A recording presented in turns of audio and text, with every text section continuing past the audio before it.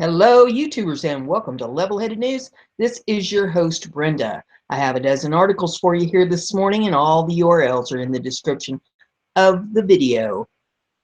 Convenience. First one here is off of Conservative Tribune. Steps up anti-United States military propaganda. See what this one has to say here.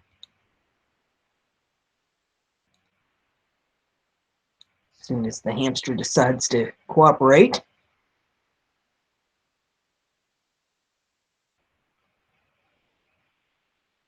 That hamster's a slacker. Come on, buddy.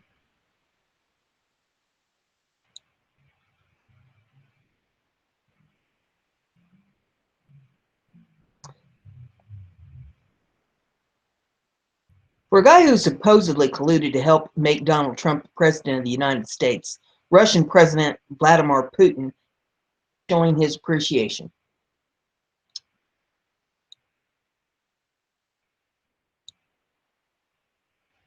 Now, if we can get the hamster to scroll it up a little bit more, come on.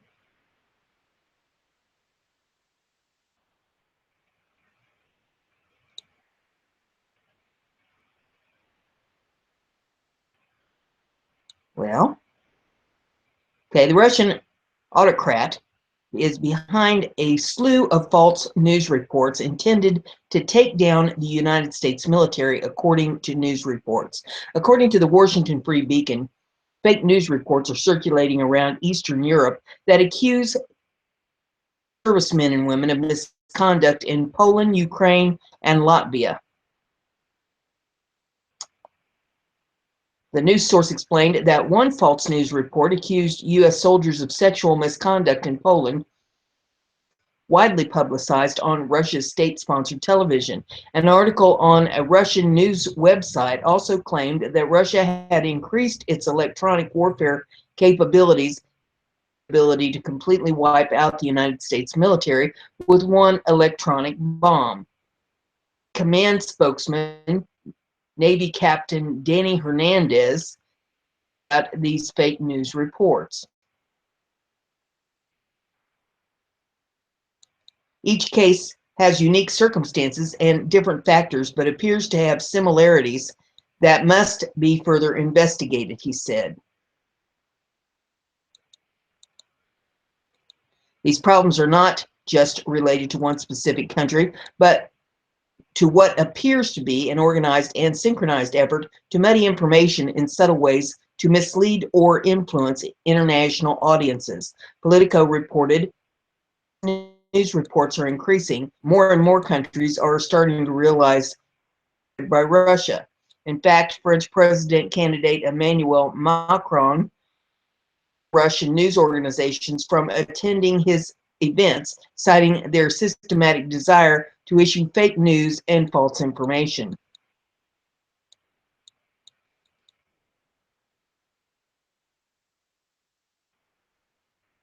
And I'm waiting for the hamster.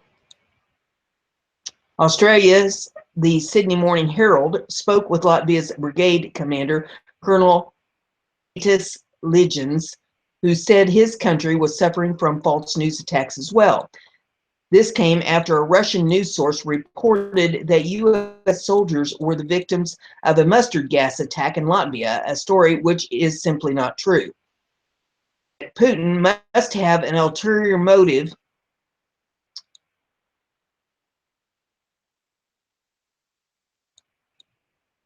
well,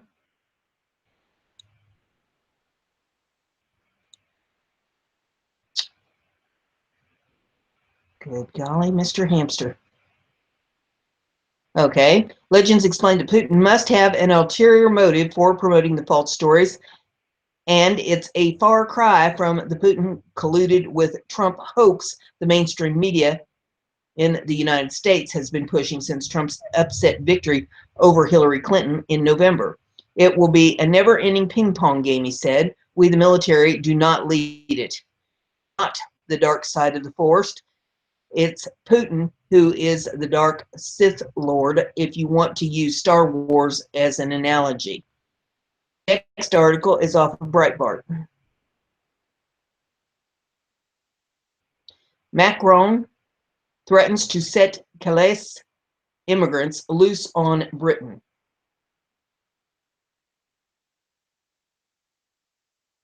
And waiting for the hamster. Hamster's a slacker. Come on.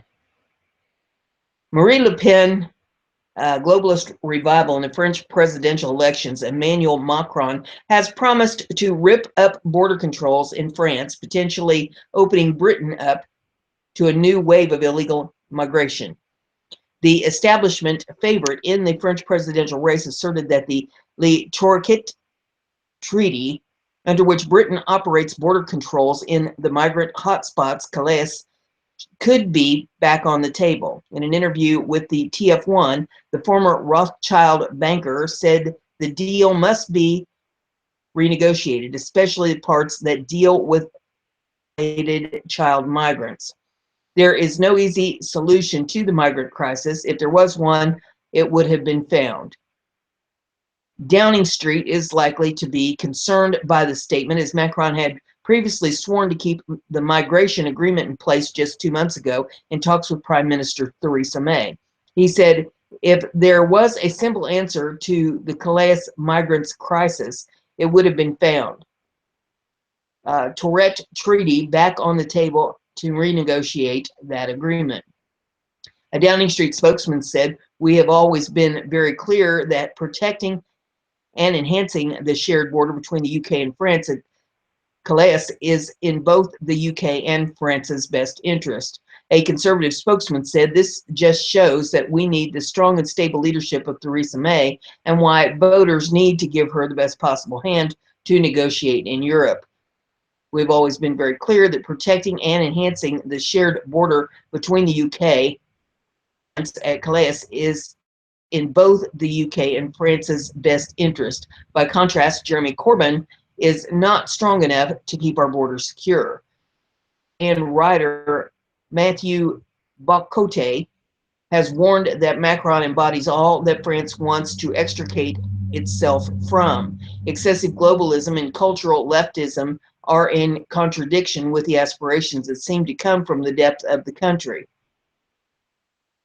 He wrote in the Le Figaro. The frontrunner in the election, Macron, has previously declared that Europe has entered a world of great migrations, inescapable for the continent, and which will only accelerate. Goes off a Breitbart. Border Patrol agents bust hearse full of weed. Agents found tens of thousands of dollars worth of marijuana stashed inside a hearse. Wilcox Border Patrol agents arrested a 28-year-old U.S. citizen attempting to smuggle 67 pounds of marijuana into the United States from Mexico on Saturday evening, CBP Arizona reported. Agents working at the State Route 80 immigration checkpoint near Tombstone stopped the hearse and, after further investigation, decided to inspect the vehicle.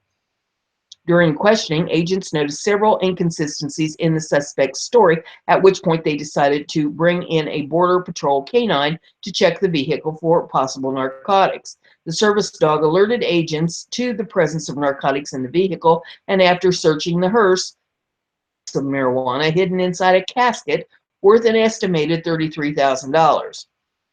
The driver attempted to mask the smell of marijuana by mixing the bricks with bags of manure. Border Patrol agents seized the vehicle after placing the man under arrest for alleged narcotics smuggling. The next article is off of Breitbart.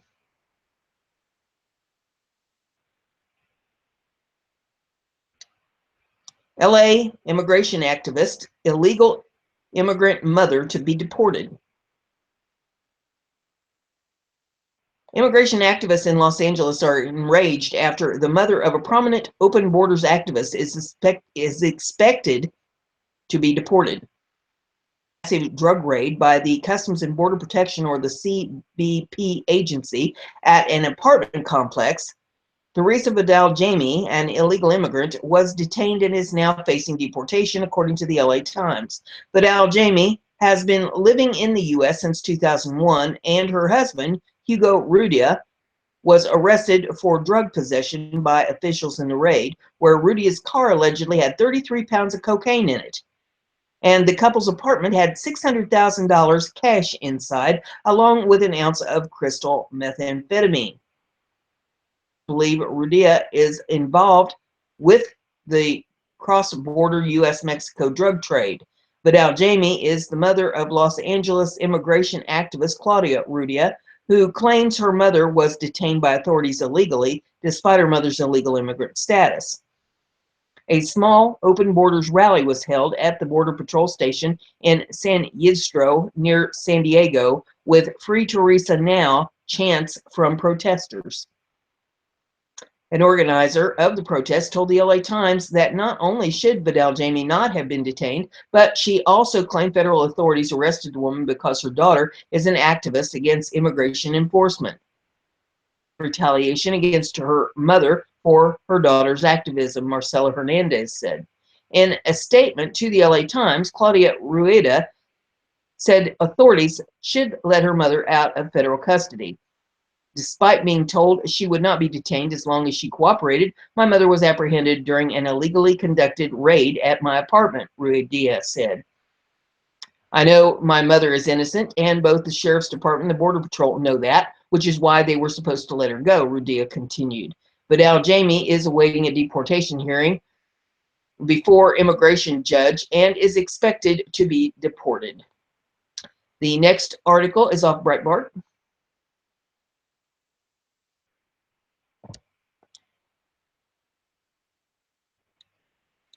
And we get this scrolled up a little bit. Illegal alien flees to avoid trial on food stamp scam.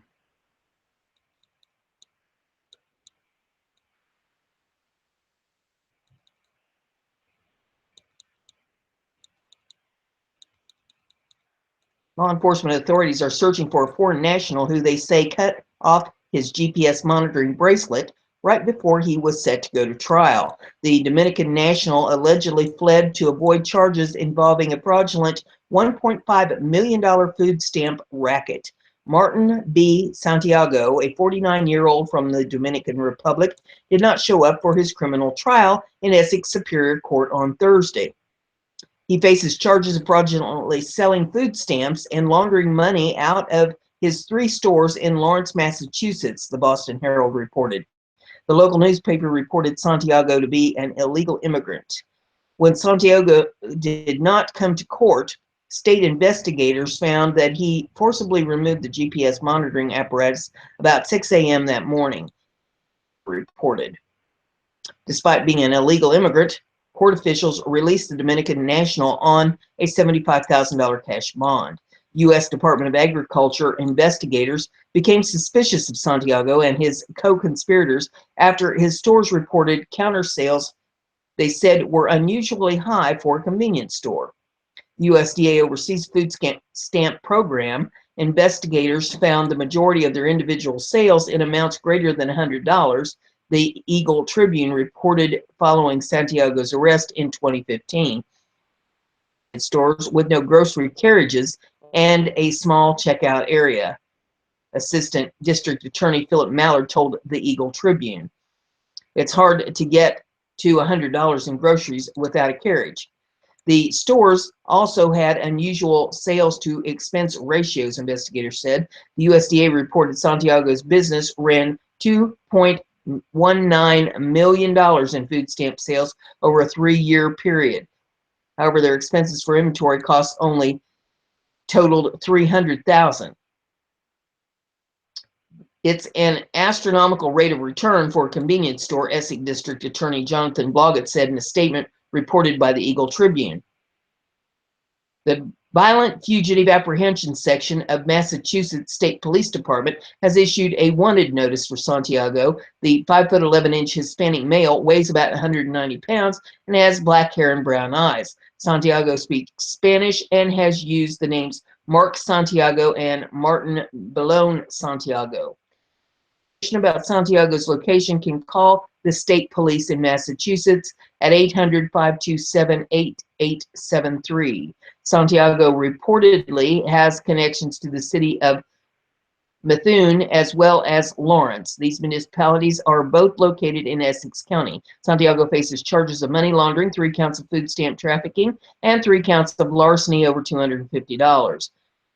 Food stamp fraud can be big business for unscrupulous store owners. In late February, a federal judge sentenced George Rafiti, age 62, to 33 months in prison for his $2.8 million food stamp fraud scheme. Breitbart News reported that authorities investigated him after store audits revealed that his establishment redeemed more than 10 times the amount of food stamps than larger stores in his area took in.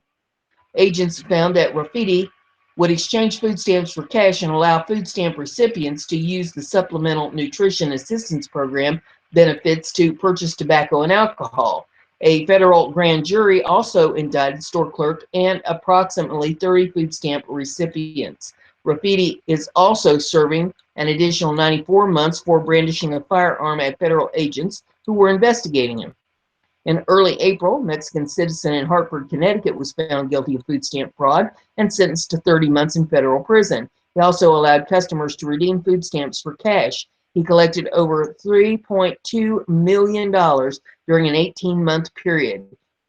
He was ordered to pay $1.5 million in restitution.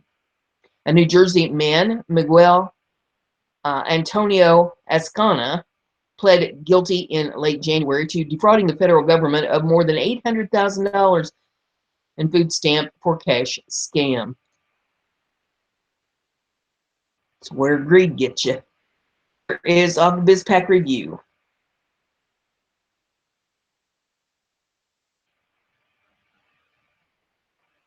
And the hamster is running as fast as he can go.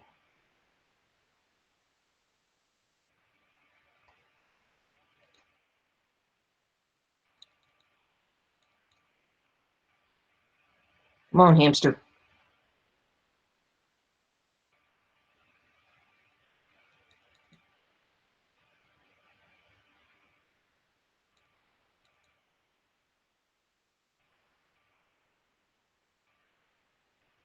The wheel is spinning. Here we go. Fatal hit and run of 24-year-old by an illegal shows big problem right in Trump's backyard.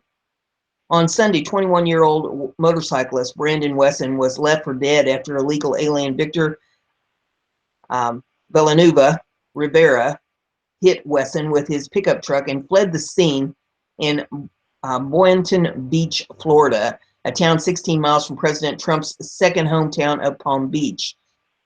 Florida is swarming with local liberal lawmakers who proclaim themselves above immigration laws. Rivera, who does not have a driver's license, told police he did not see Wesson when he mowed him down with his truck. In his haste to flee the scene of his crime, Rivera hit another parked car in the driveway of his neighborhood before hiding out at home, where police eventually arrested him. Jerka, who lives a few houses down from Victor Rivera, is shocked by the callous and senseless murder. "My front yard is a crime scene," Jerka told CBS 12. Can't try this again. "You can't bring that life back, that poor boy. If you can't be here legally, then don't be here." And there is video in this if you want to pull it up and watch it. The debate over sanctuary cities heats up. Some cities brag about putting the interests of illegal aliens over citizen taxpayers. Last month, officials in neighboring West Palm Beach, the city directly across from Trump's winter White House, unanimously declared the city a sanctuary for illegal aliens in defiance of U.S. immigration laws. Officials in West Palm Beach will use the term welcoming city over sanctuary city because they don't want the name to imply that they're doing anything wrong, even though harboring illegals is unlawful and obviously wrong. Illegal immigration costs taxpayers $113 billion a year. The resolution prohibits city employees from helping federal immigration agencies round up illegals who commit felonies for deportation.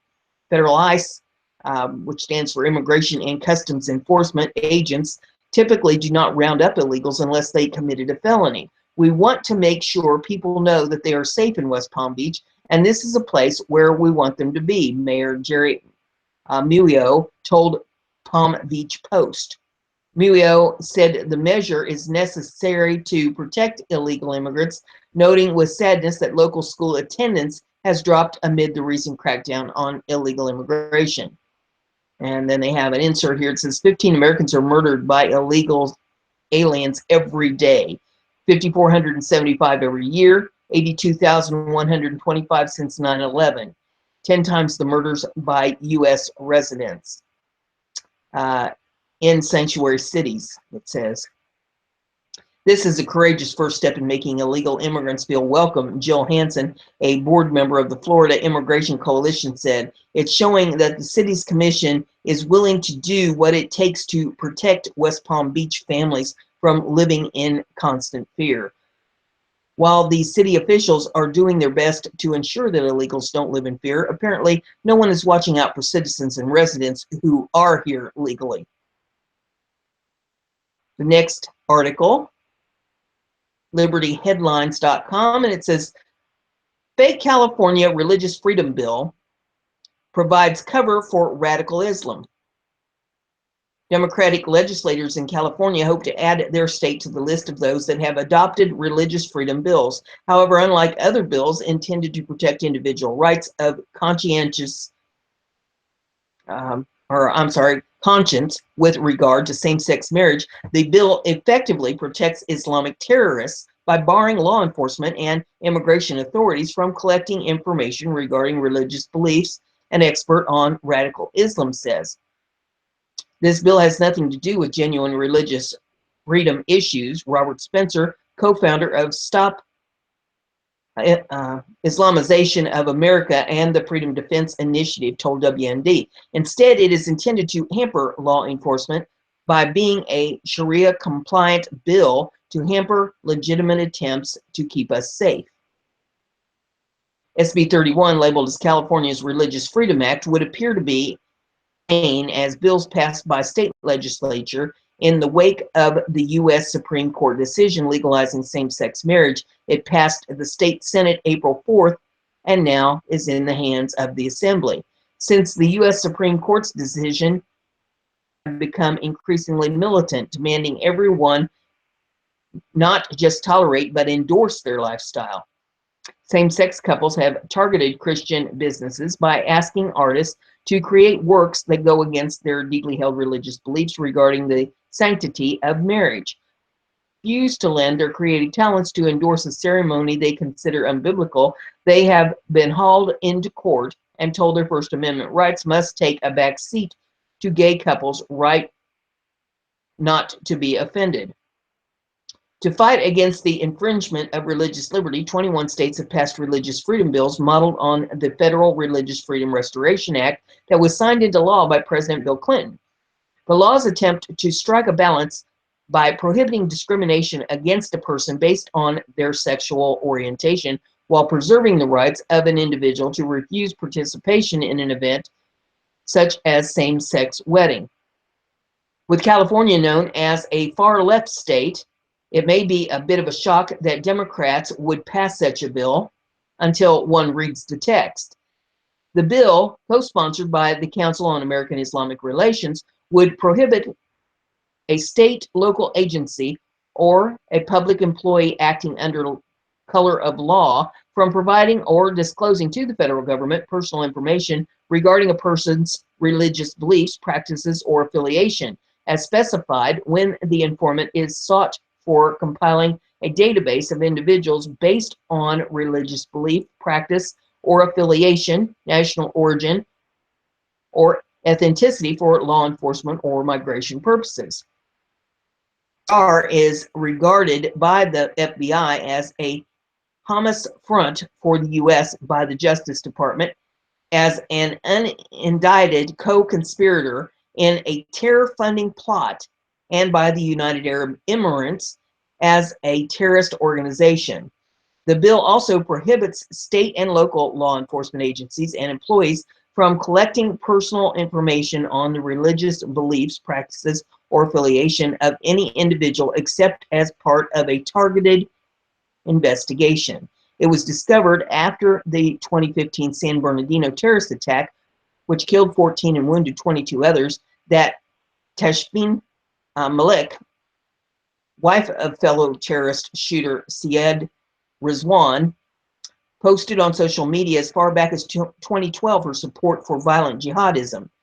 Government officials came under fire for not properly vetting Malik prior to issuing her a visa. In the wake of the shootings, many in law enforcement called for greater scrutiny that would include a review of social media before issuing a visa. President Donald Trump ran on a platform of extreme vetting that would include, among other things, requiring visa applicants to turn over a list of their social media accounts for scrutiny. However, under SB 31, law enforcement would be prohibited from using this valuable resource or sharing it with federal officials. Brad Dacus, president of the Pacific Justice Institute in California, who has long been an advocate for legitimate religious freedom, agrees with Spencer. Law enforcement needs and uses all types of information on a suspect in order to assess potential motives to help identify a suspect or potential suspect in a crime. This will be a great hindrance to law enforcement. Dacus said PJI is a strong advocate for religious liberty for everyone, but he believes the bill goes beyond preventing genuine discrimination and will provide cover for Muslim terrorists by preventing law enforcement from stopping them before they commit a crime. No one wants to see a person stigmatized because of their faith or face discrimination because of their beliefs, Dacus told WND. But this bill goes far beyond that and actually prevents law enforcement from being able to prevent possible crimes from being committed. The First Amendment exists to protect everyone's religious freedom, but this doesn't mean we need to tie the hands of law enforcement when it comes to proper investigation to prevent a crime that they have good reason to believe may be committed if preemptive measures are not taken, he said. Next article I have for you is off of Liberty Headlines, and it says Congress reaches budget deal to fund government through September the 30th.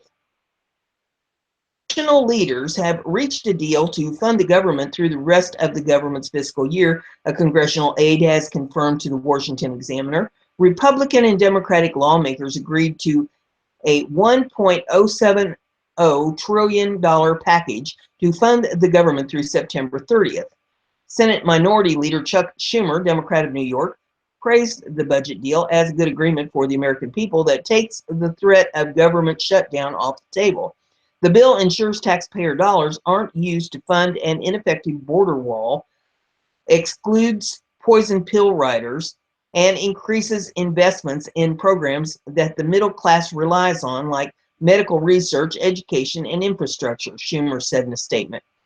Early on in his debate, Democrats clearly laid out our principles. At the end of the day, this is an agreement that reflects those principles. The government is currently funded until just before midnight Friday, after lawmakers struck 1 week continuing resolution to avert a government shutdown.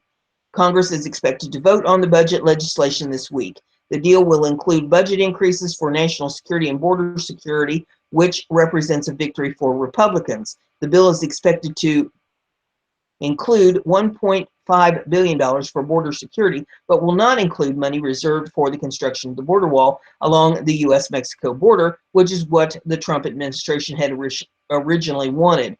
There is nothing in the deal that would remove funding for so-called sanctuary cities, according to NBC News. Is on the same topic. It's off BizPac Review. And we'll get it scrolled up here.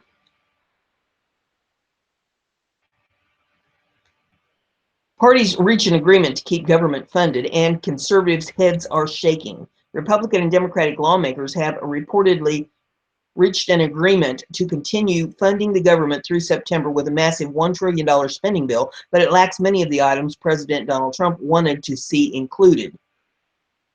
Although the bill would increase spending for border security and national defense, many other items on the administration's agenda are missing.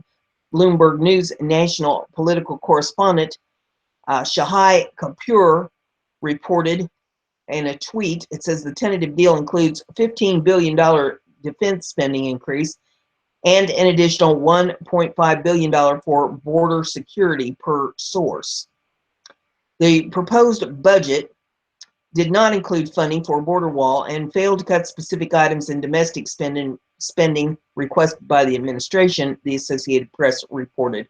The agreement was announced early Monday morning after being hammered out the day before. It's expected to be voted in the House on Wednesday and would eliminate the possibility of government shutdown for the remainder of fiscal year 2017, which ends September the 30th.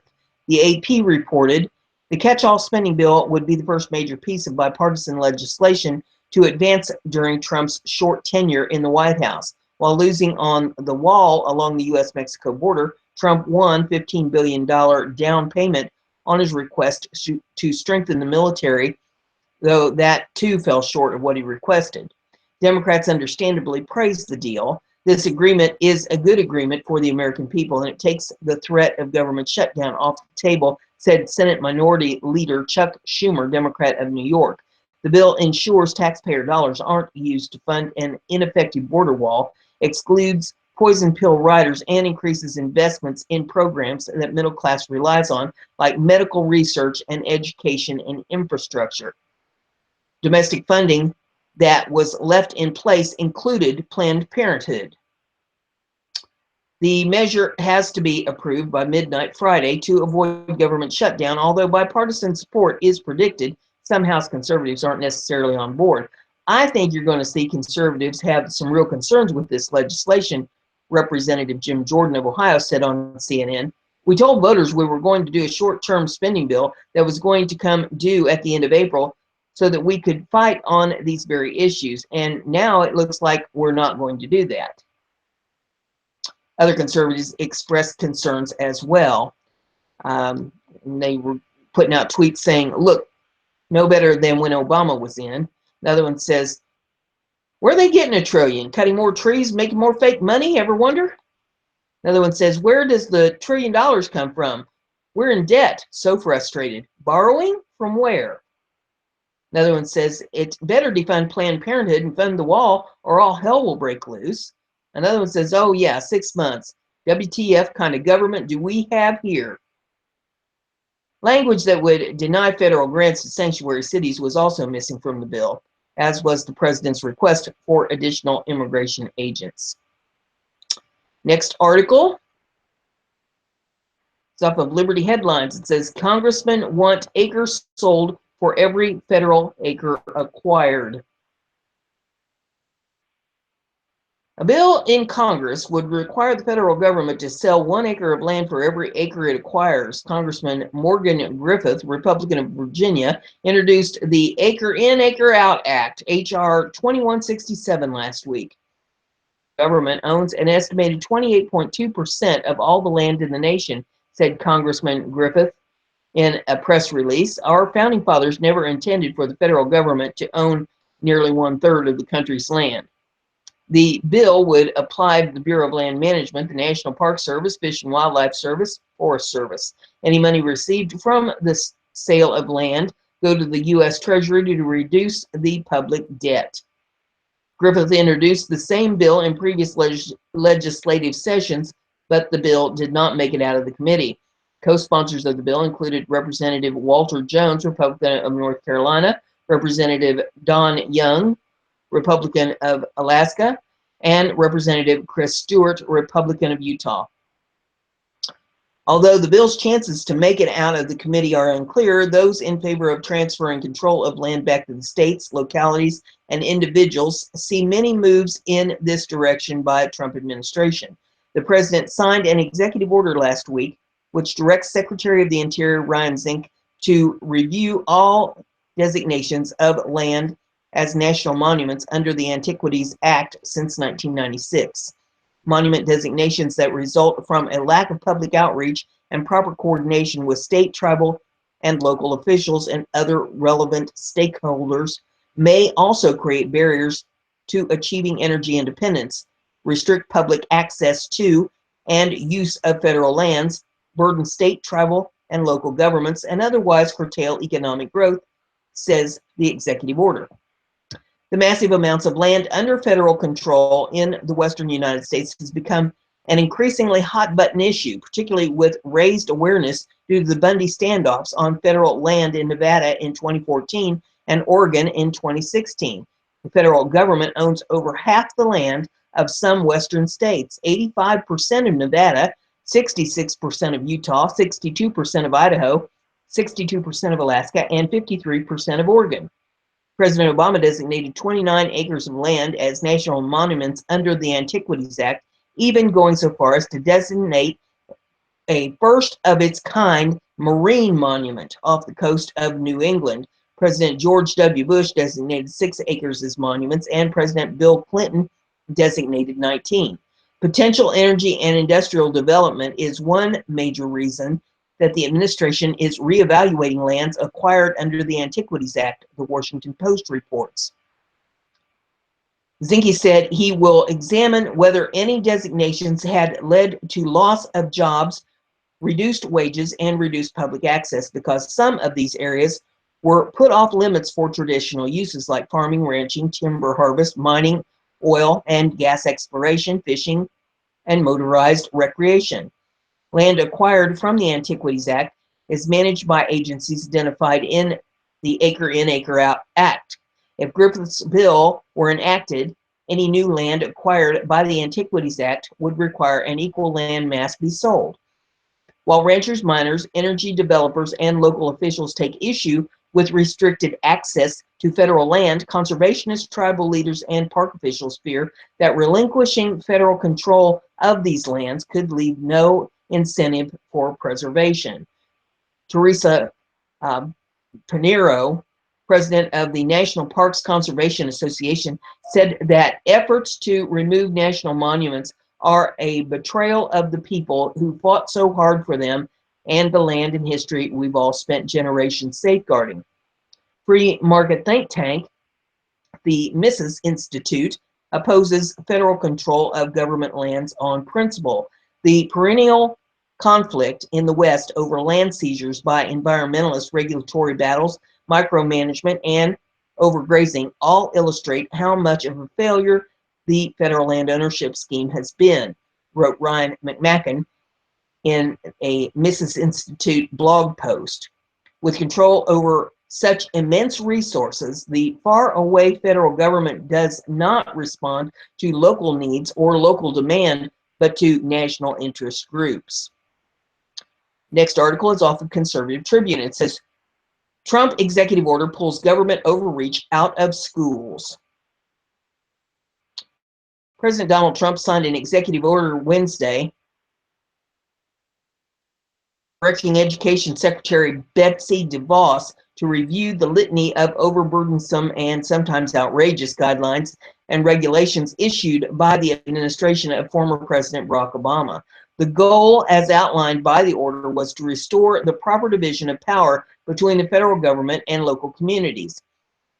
Direct Secretary DeVos to review current federal regulations and ensure that they don't obstruct the ability of states, local governments, teachers, and most importantly, parents to make the best decisions for the students and, in many cases, for their children during the signing.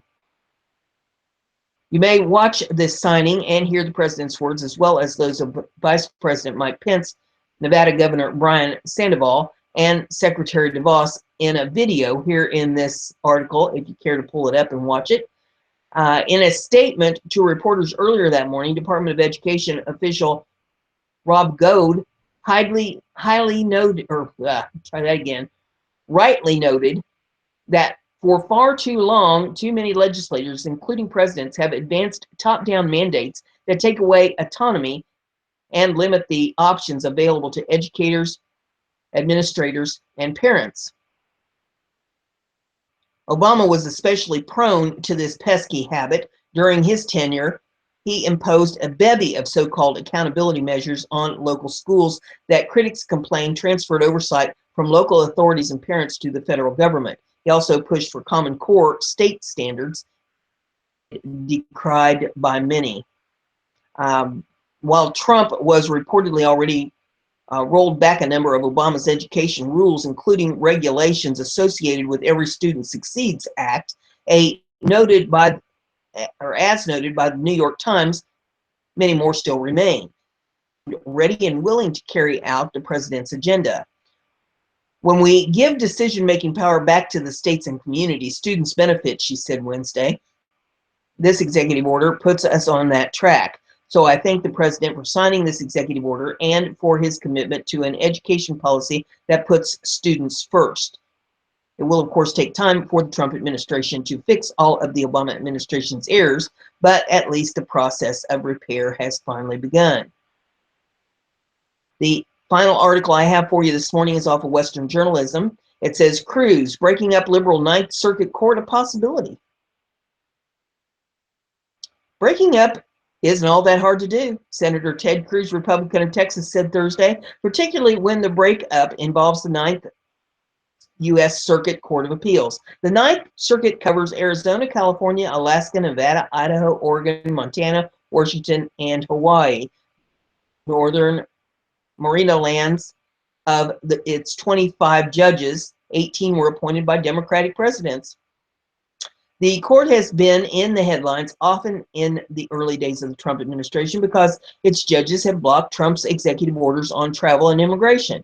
His order to force sanctuary cities to cooperate with federal officials on immigration matters was rejected by a California-based district court judge, but any appeal goes to the Ninth Circuit.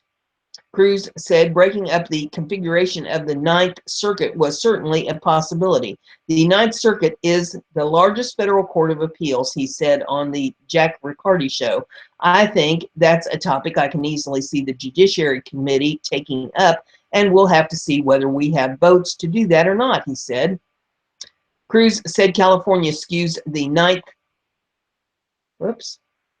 There we go. Cruz said the California skews the Ninth Circuit Court to the left. I think many of the Western states are weighted down by California, he said. California has a ton of very liberal left-wing judges that they put on the Ninth Circuit. I think a lot of other Western states would love to be freed from that corrosive left-wing influence. Lake, Republican of Arizona, has a bill pending that would break up the Ninth Circuit to remove Arizona and some other states from its orbit. Establishing a new circuit with stronger local, regional, and cultural ties will ease the burden across the West and ensure that the people of Arizona finally get the swift access to the courts they deserve, he said in February when his bill was unveiled. And his displeasure Wednesday with the Ninth Circuit by saying he was absolutely considering proposals to break it up. There are many people that want to break up the Ninth Circuit, he said, accusing those who want a liberal ruling to go judge shopping there. It's outrageous. Everybody immediately runs to the Ninth Circuit because they know that, like semi-automatic, Trump said. And that's all I have for you this morning. If you like what I'm doing here, give it a thumbs up, share it on your social network so everybody gets to hear the news. And don't forget to subscribe if you haven't done that. That way you'll stay informed.